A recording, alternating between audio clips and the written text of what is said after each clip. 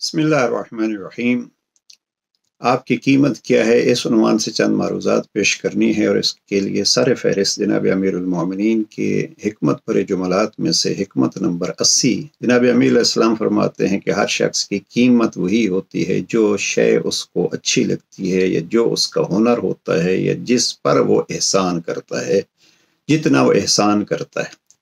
इस जुमले की अज़मत और अहमियत किसी जगह पे हम अर्ज़ कर चुके हैं। कीमत कुल्लि इम्रिइन मा युहसिनु। जनाब अमीर अलैहिस्सलाम ने हर शख्स का एक वज़न बतला दिया है, कीमत बतला दी है, तराजू पेश कर दिया है कि उसको अच्छा क्या लगता है, उसके अंदर हुनर क्या है। अब इसी से इंसान की कीमत भी पता चलती है। और अल्लाह सुब्हानहू तआला ने कुरान मजीद में जो इंसानियत की अज़मत और करामत बतलाई है, वलक़द कर्रमना बनी आदम, परवरदिगार फरमाता है हमने बनी आदम को कितनी इज्जत बख्शी है, इतनी इज्जत बख्शी है कि उसे मस्जूद मलाइका बना दिया है। और कभी अल्लाह सुब्हानहू तआला इरशाद फरमाता है ये कायनात की हर चीज मैंने तेरे लिए पैदा की है। अब इससे बढ़ के इंसान की कीमत और इंसान की कद्र क्या है। लिहाजा सबसे पहले मेरे समझ में जो चीज़ आती है वो ये है कि अगर इंसान अपनी कद्र जानना चाहे कि मेरी कद्र क्या है, तो वो ये है कि जिसने इंसान को इतनी कद्र और कीमत दी है और इतने साहिब करामत बनाया है, क्या वो उसको पहचानता है या नहीं।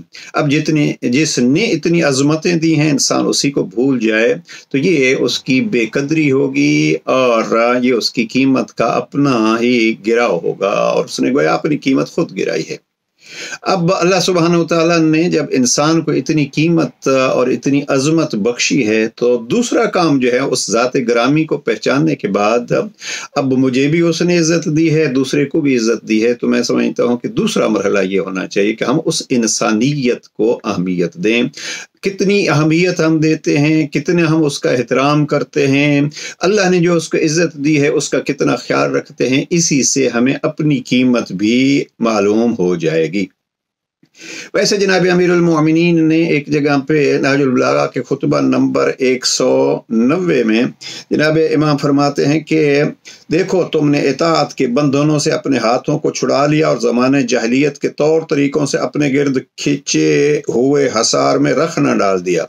यहाँ से ज़रा देखिए इंसान की कीमत क्या है। जनाब अमीर फरमाते हैं खुदावंद आलम ने इस उम्मत के लोगों पर इस नेमत बेबहा के जरिया से लुत्फ व एहसान फरमाया है। क्या अली अलैहिस्सलाम फरमाते हैं नेमत बेबहा, यानी वो नेमत जिस नेमत की कोई कीमत ही नहीं है। या लफ्ज़ जनाब अमीर अलैहिस्सलाम ने जो इस्तेमाल किए है इम्तन अला जमात हाज़िहिल उम्मा, और फिर इमाम फरमाते हैं कि अल्लाह ने इस उम्मत पर लुत्फ़ एहसान फरमाया है कि जिसकी कद्र व कीमत को मखलूक़ात में से कोई नहीं पहचानता। इतना लुत्फ़ और इतनी नेमत दी है कि उस लुत्फ़ और उस नेमत की कीमत कोई नहीं जानता।